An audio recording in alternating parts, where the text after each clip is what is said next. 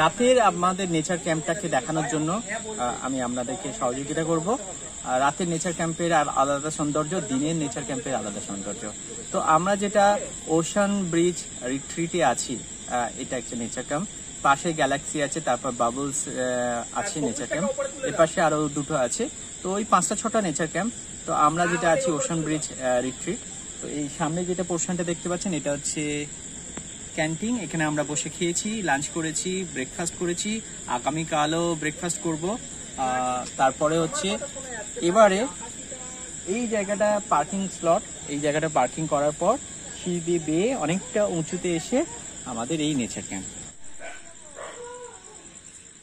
যে সমস্ত গেস্টরা আসেন, তো সামনের এই যে পোর্শনটা সব গাড়িগুলো রাখা হয়, আমাদেরও গাড়ি আছে, ওই সেকেন্ড গাড়িটা। তারপরে সারিবদ্ধভাবে যে ঘরগুলো দেখতে পাচ্ছেন, এগুলোকে মাঠ হাউস। আর সিঁড়ি পড়ে দিয়ে একে একে বেয়ে আমরা উপরে এসে এই নেচার ক্যাম্প। নেচার ক্যাম্পটা রাতের ভিউটা একটা অসাধারণ ভিউ। অনেকগুলো গাছ আছে এবং দুধারে ওপাশে হচ্ছে অ্যাডভেঞ্চার আর ফ্যামিলি টেন্ট, আর এপাশে বাম্বো কটেজ।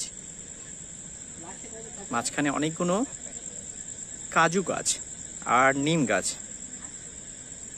এখানে মিউজিক হয়। আর সামনেটা কিছুক্ষণ আগে চিকেন বারবিকিউ হয়েছে, সবাই আমরা উপভোগ করেছি। এখন যেহেতু গরম, সেই জন্য হচ্ছে বনফায়ারটা হয়নি, কিন্তু যখন ঠান্ডার সময় এই জায়গাটা আরো সুন্দর হয়, আরো সৌন্দর্য ভরে ওঠে, কারণ তখন বনফায়ার হয় এবং তার তো একটা সৌন্দর্য আছেই। সবকিছু মিলিয়ে একটা অসাধারণ।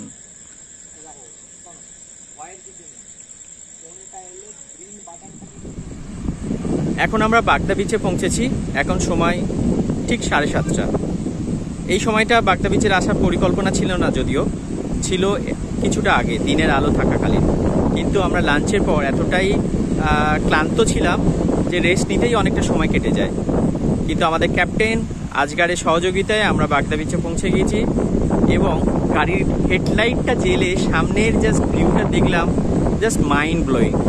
অসাধারণ একটা ভিউ। আমাদের সঙ্গী সাথীরা সামনে চলে গিয়েছে, আর এক্সাইটমেন্ট চেপে রাখতে পারিনি, আমিও যাব।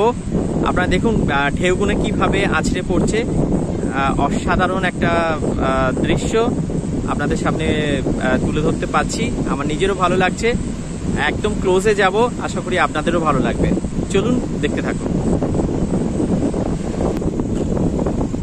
আর বালিটা দেখুন চিকচিক করছে লাইটের আলোতে, আর সামনে সমুদ্রের ঢেউগুলো সাদা সাদা, তাহলে সহজে বোঝা যাচ্ছে যে ওই ঢেউগুলো সমুদ্র সৈকতে আছড়ে পড়ছে।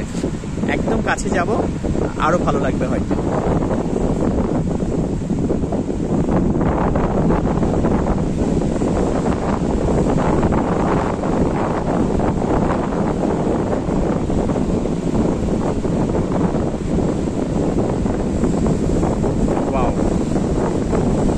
বুঝতে পারছি না কোথায় পা দিচ্ছি, কিন্তু পা দিচ্ছি। বাহ, একদম নির্জন সি বিচ, বাগদা সি বিচ। টুটলাগড়ির ঠিক 4 কিলোমিটার দূরত্বে এই বিচটা অবস্থিত। অর্থাৎ বলা যায় গাড়িতে খুবই কাছে, অনলি ম্যাক্সিমাম 10 মিনিট লাগবে আপনার গাড়িতে করে এই পাশের এই বাগদা বিচে আসতে। দেখুন তো জল চলে এসছে সামনে, এতটা দূর।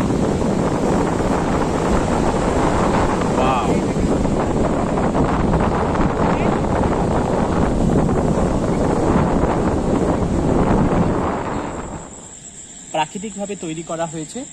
আর ডান দিকটা হচ্ছে যে টেন্টগুলো আছে, সেই টেন্টগুলো ডান দিকে। প্রথমে অ্যাডভেঞ্চার টেন্ট, এরকম 6টা অ্যাডভেঞ্চার টেন্ট আছে। তারপরে হচ্ছে ফ্যামিলি টেন্ট, 3খানা ফ্যামিলি টেন্ট। এবং সামনের যে আমি দেখানোর জন্য করব, সামনের পোর্শনটা ওদিকটা হচ্ছে সমুদ্রের দিকে চলে গেছে, কিন্তু বাউন্ডারি দিয়ে ঘেরা। আর মাঝখানটায় বারবিকিউর জন্য স্পেশাল অ্যারেঞ্জমেন্ট আছে, আর বনফায়ার হয় এখানে। আর বাঁদিকটা হচ্ছে পরপর 5টা হচ্ছে বাম্বো কটেজ।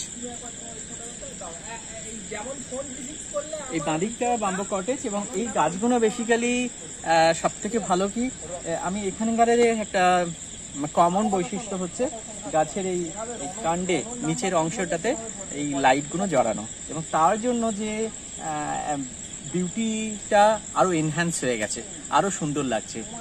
ব্যক্তিগতভাবে আমার তো ভীষণ ভালো লাগছে, আপনাদেরও আশা করি ভালো লাগবে। এবং বাম্বো কটেজের ভিতরে যে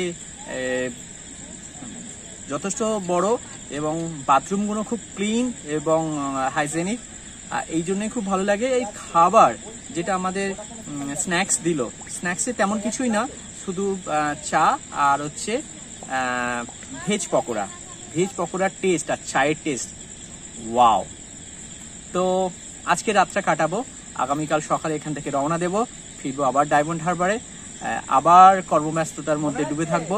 কিন্তু মাসে অন্তত এইরকম ছোটোখাটো, যেটাকে বলে উইকেন্ড ট্যুর ফ্রম কলকাতা, তো আমরা কোনো একটা কাছে পিঠে একটা এলাকা থেকে চুজ করে এরকম বেরিয়ে পড়া একদিন বা দুদিনের উদ্দেশ্যে জাস্ট মনটাকে রিফ্রেশ করে দেয়, মাইন্ডটাকে রিফ্রেশ করে দেয়।